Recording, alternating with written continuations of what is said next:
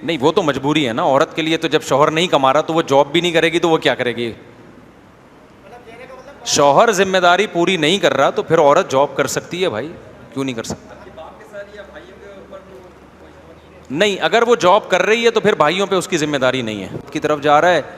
और इन मौलवियों को देखो, आबादी क्या कर रहे हैं? बढ़ा रहे हैं। इसका मैं अक्सर एक जवाब देता हूँ कि आबादी बढ़ने से मुल्क मज़ीद गुर्बत की तरफ नहीं जाएगा, बल्कि पास के पास अफरादी क़ुव्वत पैदा होगी, लेबर मिलेगी आपको, काम करने वाले लोग पैदा होंगे तो मुल्क तरक्की करता है, इससे तनज़्ज़ुल की तरफ नहीं जाता। ये तो एक इसका इल्मी जवाब है जिस पर मैं मज़ीद डिटेल से बात कर चुका हूँ। लेकिन वैसे मैं आपकी जनरल नॉलेज के लिए बताऊँ, 4 शादियाँ जो बंदा करता है तो वो आबादी में इजाफे का ज़रिया बनता ही नहीं है, बल्कि हो सकता है कमी का ज़रिया बन जाए। वजह उसकी है कि आबादी बढ़ने का ताल्लुक मर्द से नहीं है, औरत से है कि एक औरत के कितने बच्चे पैदा होते हैं। समझ रहे हैं ना? मर्द के बतन से थोड़ी बच्चे पैदा होते हैं, बच्चे औरत के बतन से पैदा होते हैं। तो किसी मुल्क में फ़र्क करो 50 लाख ख़वातीन हैं, तो फ़ीकस ख़वातीन अगर रेशो हम कर लें, एक एवरेज निकाल लें कि 4 बच्चे पैदा हो रहे हैं एक खातून के, तो 50 लाख की आबादी बढ़ के कितनी हो जाएगी?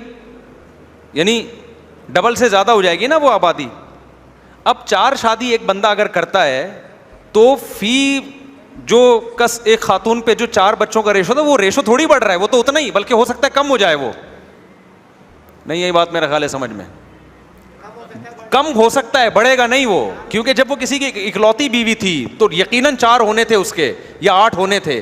जब वो किसी की चौथी है तो अब 8 के चांस कम हो गए हैं, क्योंकि उन वजह उसकी है कि मर्द को जब ज्यादा बच्चे मिल जाते हैं ना तो फिर वो एक औरत से ही 4 या 5 की ख्वाहिश नहीं रखता। वो कहता है भाई जैसे किसी के 10 हो गए 4 बीवियों से, चारों के मिला के, तो एक से कितने होंगे? 2-3 होंगे, तो उस पर राजी हो जाए। बल्कि हो सकता है किसी से ना भी हो तो कहेगा कोई मसला नहीं है। लेकिन जब इकलौती बीवी होगी तो फिर उसके बच्चे ज्यादा होंगे, और मर्द को चाहिए भी उससे लाजमी औलाद। तो ग्रोथ रेशो 4 शादियों से बढ़ता नहीं है।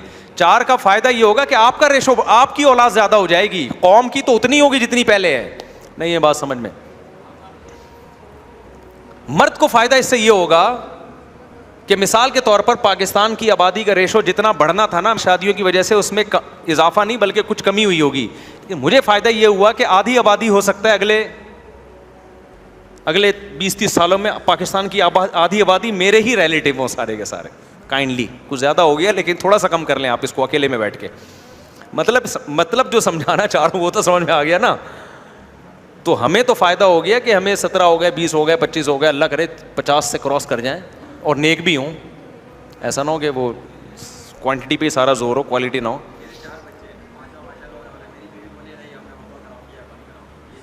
नहीं, जायज़ नहीं। नस्ल ना मर्द औरत की मर्ज़ी के बगैर रोक सकता है ना औरत रोक सकती। तो ये समझ में आ गया? यूट्यूब में नहीं नीचे लोगों ने कमेंट्स किए होते हैं, अबे इसको देखो इतने बच्चे पैदा कर लिए, मुल्क कहाँ जा रहा है। तो भाई वो तो हो सकता है कम हुए हों शादियों की वजह से, रेशो कम हो गया हो, क्योंकि एक औरत कितने बच्चे पैदा हो रहे हैं इससे ग्रोथ रेशो का ताल्लुक होता है। एक मर्द के कितने बच्चे हैं इससे नहीं होता ग्रोथ रेशो का ताल्लुक, बल्कि 4 शादियों से आबादी के बढ़ने के बजाय कम होने का अंदेशा है। हाँ, आपकी आबादी बढ़ेगी, यानी इनफरादी तौर पर उस ख़ानदान को फ़ायदा होगा जिसमें औरतें आ रही हैं शादी होके। कौमी सतह पे तो ग्रोथ रेशो के बढ़ने के बजाय कम होने का ख़तरा होता है। तभी देखो मैं बहुत परेशान रहता था कि सऊदी अरब में 4 शादियों के रिवाज है, आबादी क्यों नहीं है? आबादी बहुत कम है। हमारे यहाँ एक शादी, आबादी कितनी है? तो 4 शादियाँ सऊदी अरब में होती हैं, उससे उनका ग्रोथ रेशो थोड़ी बढ़ा है उससे। चलें जी, जायज़ है। मीज़ान बैंक से हर तरह के मामला जायज़ हैं, जायज़ है। मीज़ान बैंक में हर तरह के मामला जायज़ हैं जी।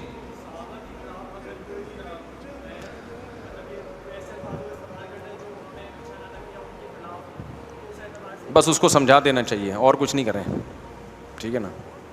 चलें जी, सुभान अल्लाह व बिहम्दिही, अशहदु अल्ला इलाहा इल्ला अंता, अस्तगफिरुका व अतूबु इलैक।